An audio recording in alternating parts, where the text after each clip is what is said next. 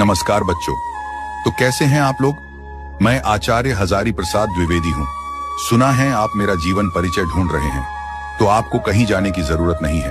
अब मेरा जीवन परिचय तो मैं ही बता देता हूँ। तो बच्चों, मेरा जन्म श्रावण शुक्ल पक्ष एकादशी 19 अगस्त 1907 ईस्वी को बलिया जिले के दुबे का छपरा ओझवलिया गांव के एक प्रतिष्ठित सरयू पारी ब्राह्मण कुल में हुआ था।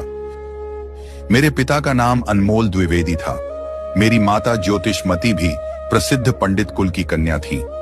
इस तरह मेरा बालक जीवन में संस्कृत और ज्योतिष की शिक्षा उत्तराधिकार में प्राप्त हुई।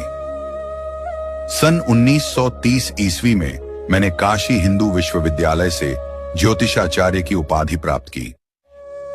मेरी प्रतिभा का विशेष स्फुरण कवि गुरु रवींद्रनाथ की विश्वविख्यात संस्था शांति निकेतन में हुआ, जहां मैं सन 1940 ईस्वी से 1950 ईस्वी तक हिंदी भवन के निदेशक के रूप में रहा।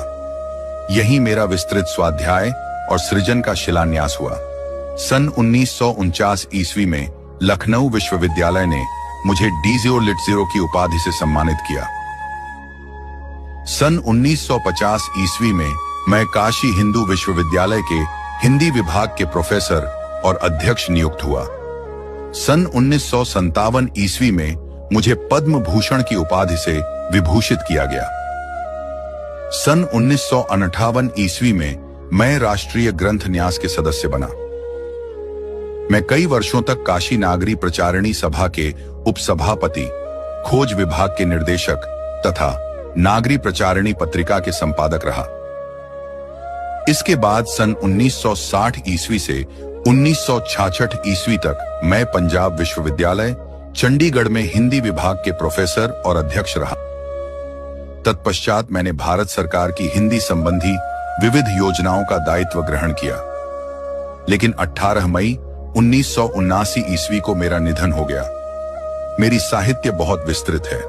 कविता और नाटक के क्षेत्र में मैंने प्रवेश नहीं किया। मेरी कृतियां वर्गीकरण के आधार पर निम्नलिखित, जैसे कि मेरी प्रमुख इतिहास है, हिंदी साहित्य का आदिकाल, हिंदी साहित्य की भूमिका। मेरी प्रमुख निबंध संग्रह है अशोक के फूल, कुटज, विचार प्रवाह, विचार और वितर्क, कल्पलता, आलोक पर्व। मेरी प्रमुख उपन्यास हैं बाणभट्ट की आत्मकथा, अनामदास का पोथा, चारुचंद्र लेख और पुनर्नवा आदि। कहानी